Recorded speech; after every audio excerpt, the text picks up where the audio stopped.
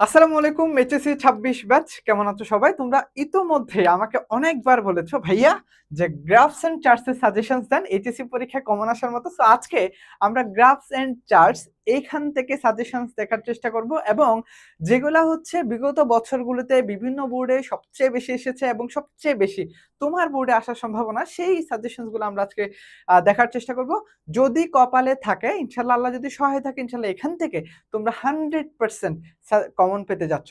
So সবার প্রথমে আমরা হচ্ছে গ্রাফস এন্ড চার্টস এর সাজেশনস এর মধ্যে এখন আমরা গ্রাফস এন্ড সাজেশনস এর প্রথম যে যেটা সবচেয়ে বেশি important, the mobile phones and internet users in Bangladesh. ঠিক আছে, একটা ডাটা দেওয়া থাকবে, সেখান থেকে তোমাকে mobile phone and internet users এই জিনিসটাকে হচ্ছে ডিসক্রাইব করতে হবে। ওকে, তারপরে হচ্ছে choice of profession by educated people in Bangladesh, অর্থাৎ চয়েস অফ প্রফেশন মানে বিভিন্ন পেশার শিক্ষিত মানুষরা কোন কোন পেশা কত পার্সেন্ট পছন্দ করে এটা।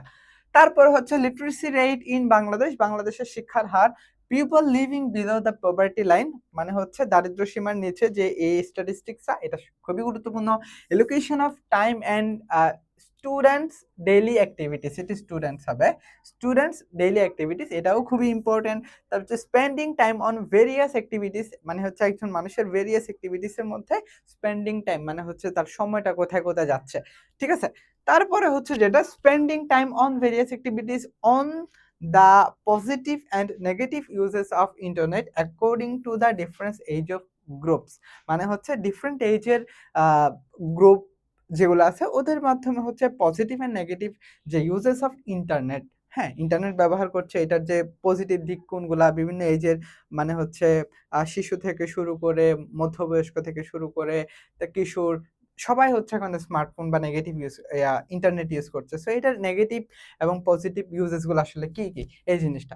ওকে, তারপরে হচ্ছে on the students from different academic areas who got themselves admitted into a public university last year. ঠিক আছে, তো বিভিন্ন একাডেমিক এরিয়াস থেকে পাবলিক ইউনিভার্সিটিতে কি রকম স্টুডেন্ট হচ্ছে কি অ্যাডমিটেড হয়েছে, ভর্তি হয়েছে, এটার উপর একটা তোমাকে গ্রাফটা এক্সপ্লেন করতে হবে। সো এইগুলা হচ্ছে আমার সবচেয়ে ইম্পর্টেন্ট, সবচেয়ে আসার সম্ভাবনা সবচেয়ে বেশি এবং এখান থেকে তুমি যদি এগুলা ভালো মতো একটু পড়তে পারো আর যদি একটু দেখে যেতে পারো ইনশাল্লাহ এখান থেকে যদি কপালে থাকে, যদি আল্লাহ সহায় থাকে ইনশাল্লাহ এখান থেকে তুমি 100% কমন পেতে যাচ্ছ আজকের সাজেশনস থেকে।